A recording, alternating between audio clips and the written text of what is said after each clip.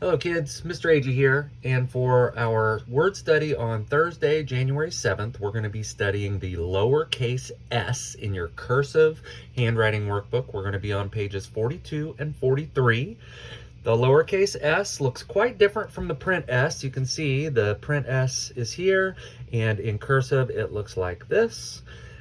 This pilot here tells us first make a straight jet takeoff. So it's a different kind of beginning than we've learned so far. It's completely diagonally from the baseline.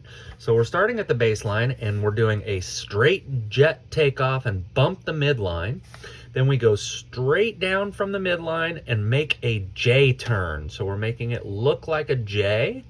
And then we finish it out by bumping the straight jet takeoff line that we made and then going back and trailing away on the baseline.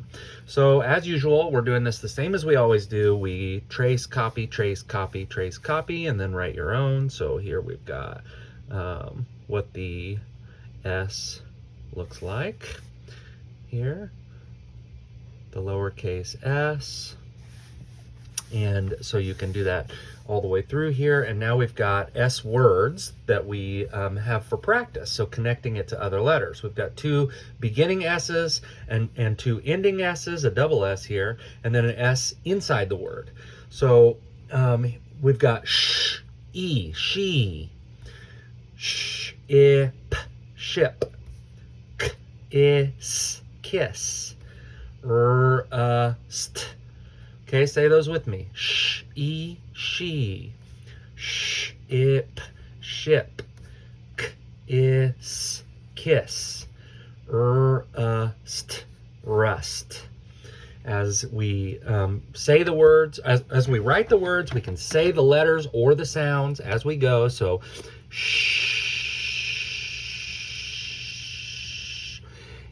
e,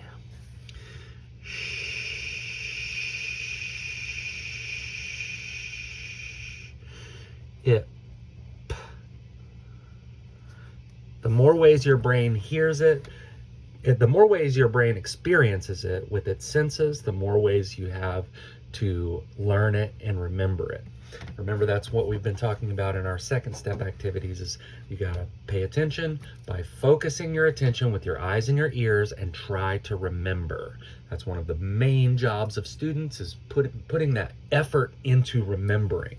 And you can remember better if you give your brain more ways to experience something. So again, we're going to look at the lowercase s's up here. You can trace, copy in your practice. So your job is to finish all of these empty spaces here. And then we've got two word families. EST is est. So this is a suffix that means the most. At the end of a word, when you see EST, that means the most. So for example, tall est would be the most tall person or thing in a group of things. Short est, same idea. It would be the most short item or person in a group of things. Hard est, if you have a group of things, one thing is most hard, that's the hard est.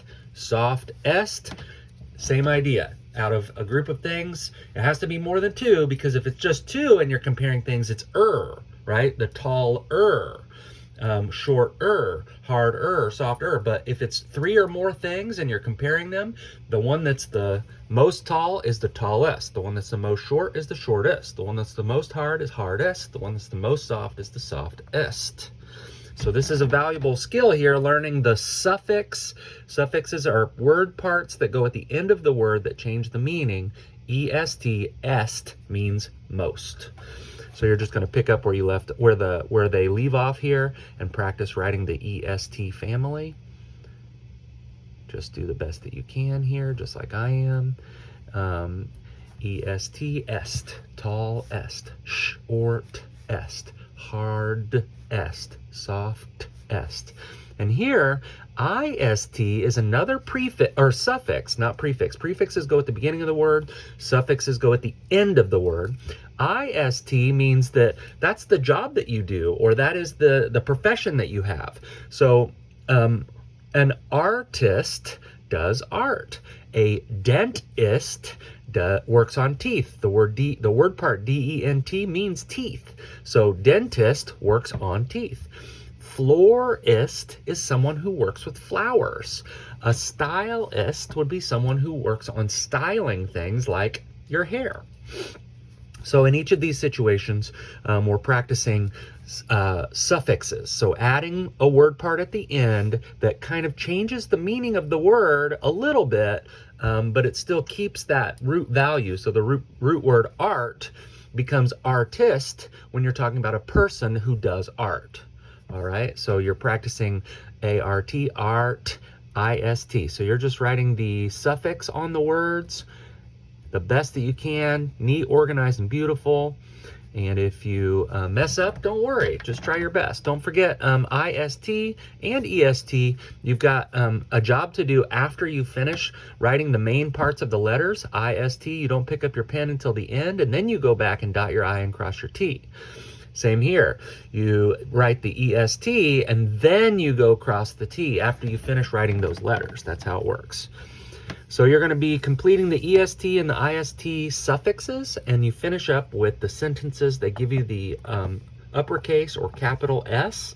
Sarah, sk, E tells A to say its name, skates, fast.